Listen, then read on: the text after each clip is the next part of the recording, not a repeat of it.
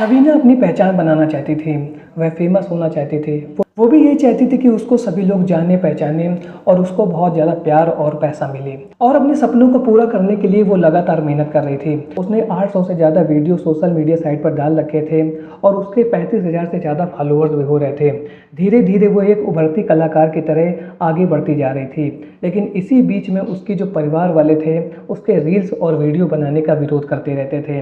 और ये सब चीज़ें रवीना को बिल्कुल भी पसंद नहीं आती थी। उसको ऐसा लगता था कि शायद उसके ससुराल वाले उसके सपने को पूरे होना नहीं देना चाहते हैं। अपने सोशल मीडिया का स्टार बनने का सपना पूरा करने और उसके बीच में आ रही सभी रुकावटों को दूर करने के लिए रवीना ने एक ऐसा कदम उठा लिया जिसके बाद शायद उसका जो सपना है वो कभी भी पूरा नहीं हो पाएगा।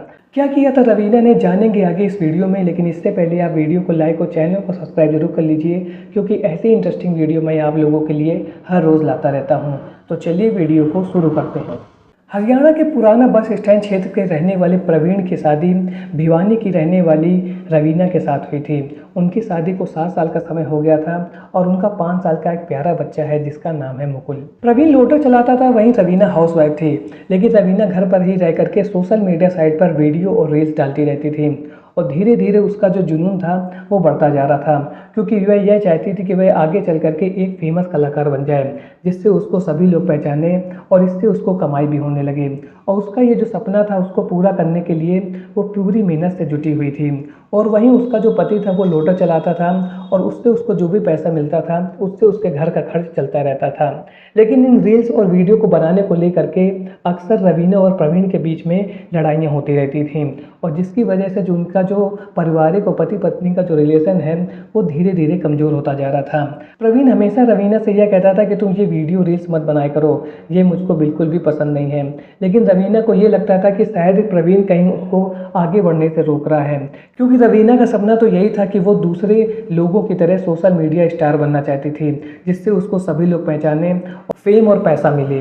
लेकिन दूसरी ओर उसका जो पति था वो लगातार इन सब चीज़ों का विरोध करता रहता था। लेकिन रवीना अपने पति की बातों को इग्नोर करके अपना काम करती रहती थी और उसको जब भी मौका मिलता था वह रील्स और वीडियो सोशल मीडिया पर डालती रहती थी और इसका उसको फ़ायदा भी हो रहा था। उसने 800 से ज़्यादा रील्स बनाई थी सोशल मीडिया पर और उसके 35,000 से ज़्यादा फॉलोअर्स भी हो चुके थे।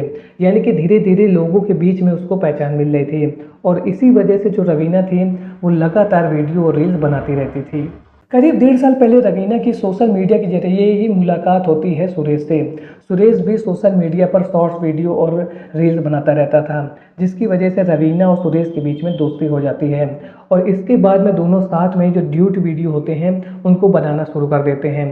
धीरे धीरे उनके वीडियो वायरल होने लगते हैं और इसके बाद रवीना और सुरेश के बीच में फिजिकल मुलाकात भी होने लगती हैं और दोनों शॉर्ट वीडियो और फिल्म्स बनाने लगते हैं हरियाणा लैंग्वेज में और इन रील्स और वीडियोस को भी बहुत अच्छी पहचान मिल रही थी। रवीना कभी इन शॉर्ट्स वीडियो और फिल्म में माँ का रोल करती थी, कहीं भाभी का रोल करती थी, कहीं किसी किरदार को निभाती थी और इसकी वजह से उसको 2-2.5 हज़ार रुपये हर वीडियो रील्स के मिलते थे और इस वजह से उसकी जो सोशल मीडिया में एक्टिविटी थी वो लगातार बढ़ती जा रही थी और सुरेश के साथ जो उसकी नज़दीकियाँ थीं वो भी बढ़ रही थी। और इसी बीच में रवीना का सुरेश के साथ अफेयर हो जाता है और ये सब बातें उसके पति प्रवीण को बिल्कुल भी नहीं मालूम थी। शॉर्ट्स वीडियो रील्स बनाते बनाते रवीना और उसके सोशल मीडिया फ्रेंड सुरेश के बीच में फिजिकल रिलेशन भी बनने लगते हैं और जब ये बात उसके पति प्रवीण को पता चलती है तो वह इन सब का विरोध करता है और वह यह कहता है कि तुमको मैंने पहले ही इन रील्स और वीडियो को बनाने से मना किया था, लेकिन तुम मानने का नाम ही नहीं ले रही हो, तुम लगातार ये सब काम कर रही हो और अब तो तुम्हारे किसी दूसरे व्यक्ति के साथ रिलेशन भी बन गए हैं। लेकिन ये सब बातें उसकी पत्नी रवीना को बिल्कुल भी पसंद नहीं थी और जब उनके बीच में सुरेश को लेकर के ज़्यादा लड़ाइयाँ होने लगती हैं तो इसके बाद रवीना अपने मायके चली जाती है और वहीं पर रह करके अपना ये सब काम रील्स और वीडियो को बनाने का काम करती रहती है और वहाँ से जो उसके प्रेमी सुरेश का घर था वो पास था। इस वजह से सुरेश और रवीना के बीच में जो रिलेशन था वो और ज़्यादा मजबूत होने लगता है और वहीं उसका पति जो प्रवीण था वो उससे दूर जाने लगता है। सोशल मीडिया पर रवीना ने लोगों को अपनी ओर आकर्षित करने के लिए अपने आप को मैरिड नहीं बल्कि सिंगल वुमेन और अनमैरिड गर्ल दिखा रखा था। यानी कि लोगों को ऐसा लगे कि वो अनमैरिड है और इस वजह से लोग उसकी ओर आकर्षित हो। वहीं जो उसका दोस्त सुरेश था वो भी कम कलाकार नहीं था, वो शादीशुदा होते हुए भी रवीना के चक्कर में पड़ा हुआ था। और ये बात सुरेश को बहुत अच्छी तरीके से मालूम थी कि रवीना सिंगल वुमेन नहीं बल्कि एक बच्चे की माँ है। इसके बावजूद भी उन दोनों के बीच में ऐसे रिलेशन थे। जैसे जैसे रवीना और सुरेश के बीच में रिलेशन पुराना होता जा रहा था, प्रवीण उनके रिलेशन का विरोध कर रहा था और उसका यह विरोध इन दोनों को ही रास नहीं आता है और ये दोनों प्लान करने लगते हैं कि कैसे प्रवीण को अपने रास्ते से हटाया जाए। एक रोज रवीना अपने प्रेमी सुरेश के साथ अपने घर में थी और उसी बीच में उसका पति प्रवीण आ जाता है। वह इन दोनों को आपत्तिजनक स्थिति में देख करके बहुत ज़्यादा गुस्सा हो जाता है और उनके बीच में लड़ाई होने लगती है।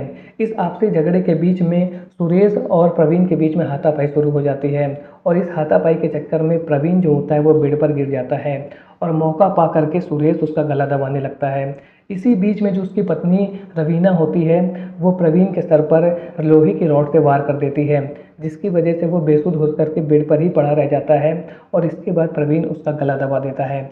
और ये जो घटना पूरी हो रही होती है उस समय दिन का समय था और इसके बाद जब इन दोनों को ये लगता है कि प्रवीण की मौत हो चुकी है तो ये लोग नाटक करना शुरू कर देते हैं और इस बात का वेट करते हैं कि कैसे रात हो और इसके बाद हम लोग प्रवीण के बॉडी को ठिकाने लगा दें। सुरेश और रवीना घर का माहौल बिल्कुल ऐसा रखते हैं कि जैसे कुछ हुआ ही नहीं है और घर के परिवार वालों अपने ससुराल वालों को यही बताते हैं कि कहीं कुछ नहीं हुआ है, सब कुछ नॉर्मल चल रहा है।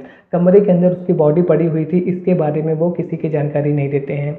इसी बीच प्रवीण के पिता रवीना से यह पूछते हैं कि ये बताओ कि प्रवीण कहाँ गया हुआ है, तो वह उनसे यह कहती है कि मुझे तो नहीं बताया है, कुछ पता नहीं कहाँ गए हुए हैं, मुझे बिल्कुल नहीं मालूम है कि प्रवीण कहाँ पर है। लेकिन प्रवीण को उसने मार दिया था इसकी जानकारी वो ना तो किसी को दे रही थी और उसका जो हाव भाव था और व्यवहार था वो भी बिल्कुल ऐसा लग रहा था जो बिल्कुल नॉर्मल है, उसने कुछ किया ही नहीं है। यानी कि रवीना के अंदर कलाकारी के साथ साथ एक शातिर खिलाड़ी भी छुपा हुआ, एक शातिर क्रिमिनल माइंड उसके अंदर पहले से ही था।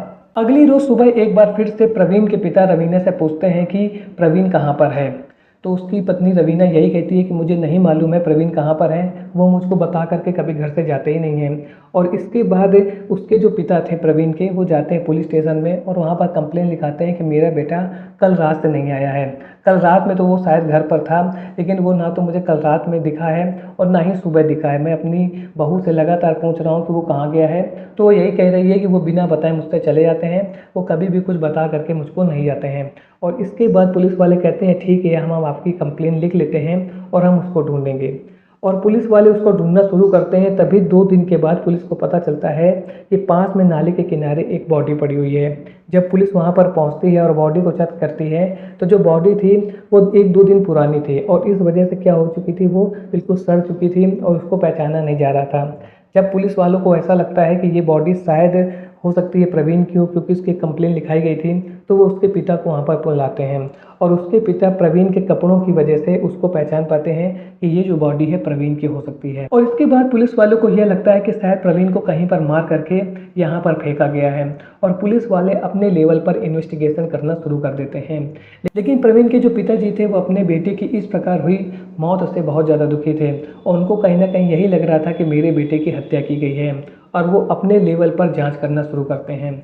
वो अपने घर से इस नाले के बीच में जितने भी रास्ते थे वहाँ पर जितने भी सीसीटीवी फुटेज थे, जितने सीसीटीवी लगे हुए थे, उनको चेक करना शुरू करते हैं और इस प्रकार से वो 100 से ज़्यादा सीसीटीवी फुटेज को चेक करते हैं।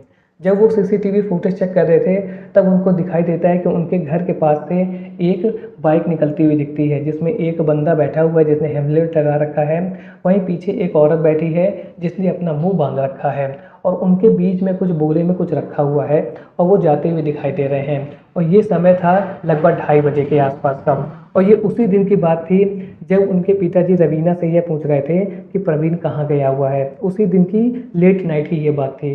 तो उनको कहीं ना कहीं ये शक होता है कि हो सकता है कि ये हो ना हो कोई ना कोई ये तो रवीना ही है। और इसके बाद वो क्या करते हैं, वेट करते हैं कि जब ये लोग वापस आ रहे होंगे। 2-3 घंटे के बाद वो बाइक दोबारा वापस आती हुई दिखती है, लेकिन वहाँ पर वो लड़का था जो बाइक चला रहा था, लेडीज़ पीछे हुए बैठी थी, लेकिन उनके बीच में जो बोरी रखी हुई थी वो नदारद थी। और इसके बाद उनको ये शक हो जाता है कि कहीं न कहीं ये मेरी बहू रवीना है और इसके आगे इसका आशिक सुरेश बैठा हुआ है। और वे ये जानते थे कि सुरेश का मेरी बहू के साथ चक्कर चल रहा है। इसके बाद वे सीधे पुलिस स्टेशन जाते हैं और पुलिस वालों को वो फुटेज दिखाते हैं। पुलिस वाले बिना देरी किए हुए सुरेश और प्रवीण की पत्नी रवीना को पकड़ करके पुलिस स्टेशन लाते हैं और इसके बाद उनसे पूछताछ करते हैं। शुरू में तो जैसा होता ही है कि टहलाने की कोशिश करते हैं कि हमने कुछ नहीं किया, ये सब कुछ ऐसे ही है, फर्जी है, हमारी कोई गलती नहीं है। लेकिन इसके बाद पुलिस वाले वो फोटोज दिखाते हैं जिसको सर्च करके और खोज करके लाए थे प्रवीण के पिताजी। जैसे ही वो फोटो देखते हैं सुरेश और रवीना, उनको लगता है अरे हमारी तो पोल खुल गई है, अब तो हम लोग फंसने वाले हैं। तो इसके बाद वो पुलिस वालों के सामने वो पूरी कहानी बताते हैं जो अभी तक किसी को भी नहीं मालूम थी। सुरेश पुलिस वालों को बताता है कि 25 मार्च को अचानक प्रवीण घर पर आ जाता है और उस समय मैं और रवीना रूम में मौजूद थे। वो हम दोनों को आपत्तिजनक स्थिति में देख लेता है और इसके बाद हमारे बीच में लड़ाई होती है और उस लड़ाई और गुत्थम गुत्था में प्रवीण जो होता है वो बेड पर गिर जाता है। प्रवीण के बेड पर गिरते ही मैं उसका गला दबाने लगता हूँ और इसी बीच में रवीना एक लोहे की रॉड से उसके सर पर वार कर देती है, जिसकी वजह से वो बेसुध हो जाता है और बेड से नहीं उठ पाता है और फिर मैं उसकी गला दबा करके हत्या कर देता हूँ। ये सब चीज़ें जो हुई थी वो दिन के समय पर हुई थी और अब हम वेट करने लगते हैं रात का कि जैसे ही रात होगी हम प्रवीण की डेड बॉडी को ठिकाने लगा देंगे। और इसके बाद जब रात हो जाती है रवीना मुझे फ़ोन करती है और रात के 2:30 बजे एक बार फिर से मैं रवीना के घर जाता हूँ और उसके बाद प्रवीण की बॉडी को एक बोरी में भर करके मैं घर से निकल पड़ता हूँ। अपनी पहचान को छुपाने के लिए मैंने हेलमेट पहना हुआ, जबकि रवीना ने अपनी पहचान को छुपाने के लिए अपने चेहरे को दुपट्टे से बांध रखा था। लेकिन हमें इस बात का अंदाज़ा नहीं था कि हम लोग को निकलते हुए जो कुछ भी हो रहा है वह सभी CCTV फुटेज में रिकॉर्ड होता जा रहा है। और इसके बाद हम एक नाले के पास में पहुंचते हैं और वहां पर प्रवीण की बॉडी को फेंक करके अपने घर वापस चले जाते हैं। सुरेश और रवीना के द्वारा दिए गए बयान के बाद पुलिस उनको प्रवीण की हत्या के आरोप में गिरफ्तार कर लेते हैं और इसके बाद उनको जेल भेज देते हैं। तो आज की वीडियो में आपने देखा कि कैसे एक पिता की सूझबूझ के बल पर उसके बेटे के हत्यारों को पकड़ा गया। अदरवाइज यदि वो इतनी कोशिश ना करते तो शायद सुरेश और रवीना ने जो जुर्म किया था उससे वो बच जाते और प्रवीण को अपना इंसाफ ना मिल पाता कि प्रवीण को किसने मारा था और इतना बुरी तरीके के मार के उसको एक नाले के किनारे फेंक दिया गया था। और ये सब करने वाला कोई और नहीं, उसके साथ ज़िंदगी भर और 7 जन्मों की कसम खाने वाली उसकी पत्नी रवीना थी। तो आज की वीडियो से हमें जो एक पॉजिटिव सीख मिलती है वो यही है कि यदि हम किसी भी रिलेशन में नहीं रहना चाहते हैं तो आप सबसे अच्छा ये है कि आपस में बैठ करके एक दूसरे से बात करके सूझबूझ के साथ उस रिलेशन से अलग हो जाइए। लेकिन किसी भी तरीके का क्राइम मत कीजिए, क्योंकि क्राइम करने के बाद आप बच नहीं सकते हैं। ये पॉसिबिलिटी है ही नहीं कि आप क्राइम करें और बच जाए। हो सकता है डिले हो जाए लेकिन आप बच नहीं सकते हैं। इसलिए यदि आपको कहीं पर भी समस्या हो रही है तो सूझबूझ के साथ उस प्रॉब्लम को सॉल्व कीजिए, ना कि क्राइम कीजिए। आज का वीडियो आपको कैसा लगा कमेंट सेक्शन में ज़रूर बताएं। मिलता हूँ ऐसे एक और नए इंटरेस्टिंग वीडियो में, तब तक के लिए थैंक्स फॉर वॉचिंग।